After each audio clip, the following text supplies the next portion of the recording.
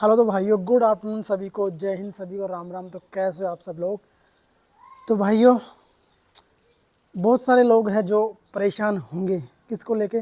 भाई जो SSC CGL का रिजल्ट आया ना, तो भाई कई लोगों के लिए वो खुशियां लेकर आया और कई लोगों के लिए वो गमों का अंबार लेके आया है। तो भाई उसी के बारे में बात कर लेते हैं हम भी, क्योंकि यार एक दो भाई थे हमारे जिनका भी नहीं हुआ, क्योंकि उनके नंबर काफ़ी सारे थे। ठीक है, जैसे मैंने बताया था ना एक वीडियो में, जो एचसीएम में था मेरा भाई, मतलब जो दोस्त था मेरा, उसके 317 नंबर थे कैटेगरी से। ठीक है, एससी कैटेगरी से। तो उसको मतलब कोई सी भी पोस्ट नहीं मिली है। मतलब उसका नाम था दीपेश, जो मैंने शायद पहले इंटरव्यू में बताया था, पहले एक साथ किया था, जो एचसीएम में छोड़ के जो सीएचएसएल में पोस्टेड था अभी। तो उसके 317 नंबर थे रो मार्क्स। ठीक है, बट उसको कोई भी पोस्ट नहीं मिली है। तो ऐसे एक दो भाई हो रहे हैं। और जैसे आप लोग देख भी रहे होंगे कि मतलब स्क्रीन से शॉर्ट शेयर भी हो रहे हैं भाई, लोगों के 60-60 नंबर बढ़े हैं, 80-80 नंबर बढ़े हैं। तो देखो, इसको लेके मैं बता दूं, एसएससी का जो ये फॉर्मूला है ना नॉर्मलाइजेशन का, देखो उसको कोई मतलब नहीं होता। इसका सीधा सा मतलब पता है क्या होता है? जैसे इनके पास एक फॉर्मूला होता है, जैसे शिफ्ट में कितने बच्चे बैठे और कितने बच्चे एबसेंट रहे, और कितने लोगों का जैसे हाईएस्ट मार्क्स था और कितने लास्ट बच्चे का रो मार्क्स कितना था, तो उस हिसाब से सीधे फॉर्मूले को सेट करते हैं उसमें, और वो ऑटोमेटिक ये देखते नहीं है भाई कितने रो मार्क्स है, उसमें सीधा सेट करते हैं। जो नॉर्मलाइजेशन निकल के आता है भाई, उसी हिसाब से नॉर्मलाइजेशन हो जाता है। तो कई की किस्मत खराब होती है जिनकी, तो उनकी तो भाई क्या ही बोल सकते हैं, उनका रह जाता है लिस्ट में नीचे नाम, और जिनका किस्मत बढ़िया होती है उनका चला जाता है ऊपर। ठीक है, अगर आप लोगों को किसी को पता है, या फिर जो भाई तैयारी कर रहा है सीजीएल का, अगर किसी ने 2019 का सीजीएल दिया होगा ना, तो उसको अच्छे से पता होगा भाई। मतलब मैथ्स में इतना खतरनाक नॉर्मलाइजेशन हुआ होगा, ये तो कुछ भी नहीं है भाई। लोगों के माइनस माइनस में 150-150 नंबर आए थे। यानी कि उसमें था 18 शिफ्ट का पेपर था एक, मतलब 19 शिफ्ट का पेपर था। तो उसमें हुआ क्या था भाई, जैसे हार्ड वाला पेपर था, उसमें अगर किसी बंदे के 120-130 नंबर आ रहे थे ना, 130 तक भी, तो भाई उसके नंबर हुए थे सीधा 195 नंबर भाई। ठीक है, और जो इजी पेपर था उसमें अगर 180 से नीचे था ना, तो उसका सीधा 150 पे आ गया था। और जिसके 100 के लगभग नंबर ही था ना, तो उसका सीधा माइनस में 40-50 हो गया था। और जिसके अगर 60-70 नंबर था, उसके माइनस 150 तक पहुंच गए थे। तो ऐसा मेरे भाई था, जैसे एक बलराम मीणा जो जीएसटी इंस्पेक्टर अभी, उसके थे 195 नंबर, तो उसके हुए थे फाइनल नॉर्मलाइजेशन 210 मार्क्स। ठीक है, और जिसके 200 में से 200 नंबर थे ना उस टाइम 220-40 तक हुए थे। और एक एक आशीष भाई है हमारा, ऑडिटर है इस टाइम पे दिल्ली में, उसके 128 नंबर थे मैथ्स में, तो उसके 192 नंबर हो गए थे। मैं स्क्रीनशॉट दिखा सकता हूँ। तो ऐसे ऐसे थे। तो स्कैम तो देखो, स्कैम का क्या ही बोल सकते हैं, बाकी फर्जीवाड़ा तो चलता ही है भाई एसएससी में, ऐसी कोई बात नहीं है। क्योंकि जिन लोगों के कई कई का भाई, जिन प्री भी नहीं दिया होता ना, देखो आप इतने बच्चे सेलेक्ट होते हैं प्री में, 1.5 लाख के समथिंग, 2 लाख के समथिंग है ना, तो किसी को क्या पता, कोई एक एक तो नाम सर्च करने जाता नहीं है, ठीक है, कि ये बंदा लिस्ट है नहीं है। तो किसी बंदे का तो भाई नाम भी नहीं होता प्री में। ठीक है, उसका सीधा फाइनल आंसर की में नाम आ जाता है, फाइनल लिस्ट में नाम आ जाता है। तो ऐसा ऐसा स्कीम होता है एसएससी में।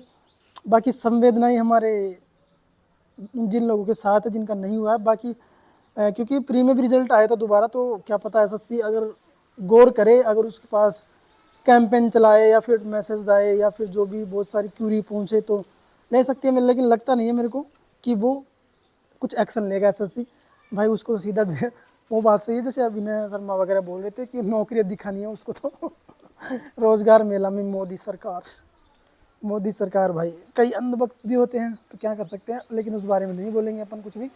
ठीक है, लेकिन नॉर्मलाइजेशन का यही फंडा है जो मैंने बताया। ठीक है, ये ऐसे ही होता है, एक फॉर्मूला जिसे आपने देख लिया होगा, नीचे जाके देख लेना, नोटिस में दिया रहता है। ऐसे ऐसे हम नॉर्मलाइजेशन करेंगे। तो लोगों की यार लिस्ट भी डाल रखी है भाइयों ने, कईयों ने।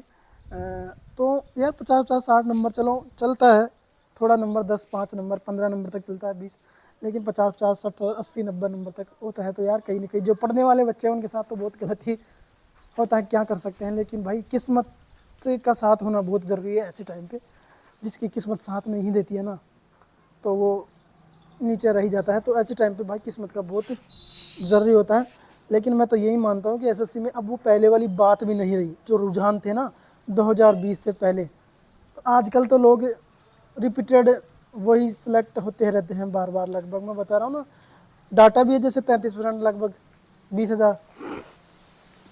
तो वो तो है यार, ऑब्वियस सी बात है। जिसको अगर कोई मुंबई पोस्टेड है वो दिल्ली जाता है, अगर कोई दिल्ली का बंदा नहीं है तो वो फिर वो दिल्ली मिलने के बाद ही वो जयपुर आने की सोचता है। तो ऐसे चलता रहता है, ये 4-5 साल तक की हो रही, जिसकी भाई एज नहीं हो जाती है ना तो तब चलता रहता है। जो इसके एसएससी के फेयर में फंस गया वो निकल गया ना, साल 2 साल में तो निकल गया, नहीं तो भाई गहराई में चला चला जाता है वो। तो यही रहा एसएससी का रूल। बाकी नॉर्मलाइजेशन का बहुत गंदा खेल है ये। वैसे तो एक शिफ्ट में करवानी चाहिए, सबसे बड़ा झोल तो यही है। अगर एक शिफ्ट में हो जाएगी तो भाई नॉर्मलाइजेशन कोई सिस्टम ही नहीं रहेगा। बाकी इतना भी कैंडिडेट नहीं था कि भाई और कि बहुत अलग अलग 2-2 शिफ्ट में करवाए, और सेंटर भी बहुत दूर दूर था, तो यार एक दिन में करवाया जा सकता था आराम से। लेकिन एसएससी का कुछ दिमाग में कुछ और ही चल रहा है, कोर्ट केस। एसएससी को खेलना है ना, सुर्खियों में रहना है, ट्विटर पे कैंपेन करना है फर्स्ट नंबर पे उसको, यही तो चाहता है एसएससी की। एसएससी जब तक सुर्खियों में नहीं आएगी तब तक उसको जानेगा कौन। क्योंकि जो नहीं करने वाले बच्चे हैं ना, जो रेलवे या किसी और की तैयारी, वो भी सुर्खियों में, उनको भी स्क्रॉल करते रहते हैं ना जब रील, तो उनके पास भी वीडियो आ ही जाता है, पहुंच जाता है कि क्या चल रहा है, स्कैम स्कैम स्कैम। तो यही रूल है। बाकी कोई ना, अपनी तैयारी करते रहिए, वैकेंसी आती रहेगी और ऐसे घपले होते रहेंगे। जिसको मिल जाती है नौकरी उसकी किस्मत जल्दी साथ दे देती है, और नहीं देती है तो भाई फिर वो ऐसे ही भटकता रहता है, क्या करे। सही टाइम पे सही चूज करना बहुत ज़रूरी होता है सिलेक्शन किस फील्ड में। तो यही गुजारिश है मेरे भाई, जिनका हो गया उनको कॉन्ग्रेचुलेसन। बाकी देखते हैं क्या होता है, हम भी देख ही रहे हैं। बाकी जो किसी और की तैयारी कर रहे हैं तो उनको बेस्ट ऑफ लक, करते रहिए तैयारी, ये तो चलता रहेगा। लेकिन सरकारी नौकरी सब कुछ नहीं है भाई, इसके आगे भी कुछ अगर आप करना चाहते हो तो कर सकते हो, इसके फेयर से बचना चाहते हो तो। ठीक है भाइयों, चलो कोई ना, मिलते हैं। यही बताना था, बताना तो क्या था, आप सब जागरूक हो, जिम्मेदार हो, नागरिक इंसान हो भारत के।